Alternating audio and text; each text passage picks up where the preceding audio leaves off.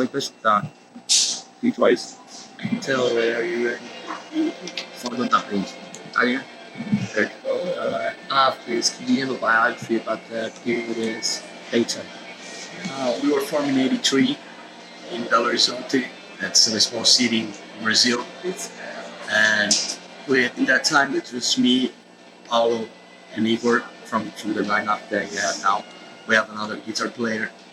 And we start doing just small shows and like clubs and festivals. And then Cogumelo got interested in do an album with us, so they invited. And we did Passion Devastation. And after that, we released More Divisions, Schizophrenia to Cogumelo. Then we signed with World Brother. We did Beneath the Remains. And now we're doing Arise. I'm just gonna be out in April. Why did you decide to name the band Sepultura? The name came from a song from Motorhead called Dancing on Your Grave. I used to translate the name of the song from Alphabet. I was doing this Motorhead translation and I like what grave means Sepultura. I just like it the way it sounded. And I decided to use it. Why did JRT leave the band? He started to not get any too interested in the work that we were doing. He was looking for a different kind of music, and he decided that for the best of the band, it was better for him to leave, and then we find somebody else that was more interested in do that kind of music. But we're still friends of him. It was not a fight at all. It was he left the band friendly. It was just because of he don't want to stay with us anymore doing this kind of music. How did Andreas come into Huh? How did Andreas come into Yeah, I first met Sepultura in '87. The beginning of '87, in Belo Horizonte. I just came to pass vacation there. I met the guys in the rehearsal and played some covers with the guys. And after Jairo left the band, they called me and I went to the city and start rehearsing. What happened? So you talked about Road Resurrections. Yeah, they've been mainly the last months. They've been really supportive for the band because with the Beneath the Remains, we showed them that we were able to sell and be a good band and be closer to the US and European bands. So now they really give us a lot of support and they're gonna do a lot of things over the new album. And they say even they're gonna do things that even did for King Time, they're gonna do for us in this album, which is I think is pretty cool. How was the American and European tours? They were great. We did 4 times, 2 in Europe and 2 in the US. And we enjoy all of them. I really liked the last one we did in the West. Was a lot of local shows every night. And we did Obituary and Save Us. The lineup was cool. And the shows that I think they were great also. What are the best show and what was the professional band as technique personality? What? What are the best show and with what professional band as technique herself? You played? I think the best shows were playing in London, Marquee, both times, New York, Texas. And we met a lot of bands this tour. Entendeu? Sim, embora que seja quatro profissionais técnicos, tem três.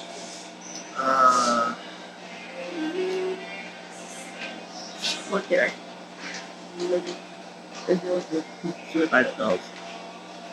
Cultural, which was Obituary. Obituary was really, I think they were really tight and they did everything together. Show. I think they were very professional together. What 4 bands have you played? We did the first tour with Sodom in Europe, and then we played Faith or Fear, West.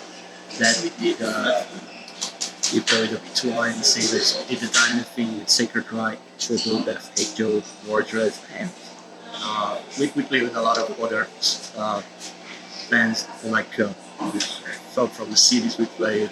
Mexico, US and Europe with so we played with a lot of outside bands. What do you think about and other other countries you're bigger than Brazil? Middle East, it's about that. I think we tour more there, and like magazines, they give us more coverage there than that people did here. The media there, they accept the band first and here in Brazil. But, and I also think that this kind of music, like heavy metal, thrash, Brazil is not very popular. It's starting to get popular now, and in US and Europe is very popular already. Talk about the new record and the songs. Yeah, this record was the first time we recorded outside Brazil. We used the same producer, Scott Burns, and recorded in Florida, Tampa. And I think it's more elaborated than Beneath the Remains. We have much more time in the studio with the songs and effects and things like that. The songs has become more, the guitars more working, well, with more guitars. And what else? What else? That's more or less about it. We just have more time to do things on the studio that we never been able to do before. And also we have time to practice to do the songs for the album. We stayed 2 years without, together with the tours and the making of the album. We spent 2 years because we don't feel like hurry up and put our shit out. So we used good the time I think in the studio before the studio, and I think it came home. We're really happy to final thing that came out. Who composes the music and writes the lyrics? What the music is all for the practice room. You just get there and start to try a lot of things, different things. And the lyrics is me and Andreas. What inspired you to write the songs? I think a lot of things there's I think like violence and people, war, everything can be a topic for me as far as I think it's something strong that it can fix with my music.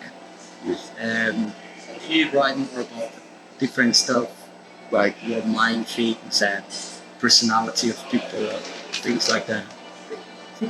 Are you satisfied with that result? Yeah, we still did it here at the last mix because now you're mixing again with Abby Wallace, which mixes the dance layer off because we felt that it would be better, even better, and we show him the tape and he also agreed that he can do something better. So they're doing right now. I just hear one song and really says it season came out great. So, how did you guys do the rock and roll?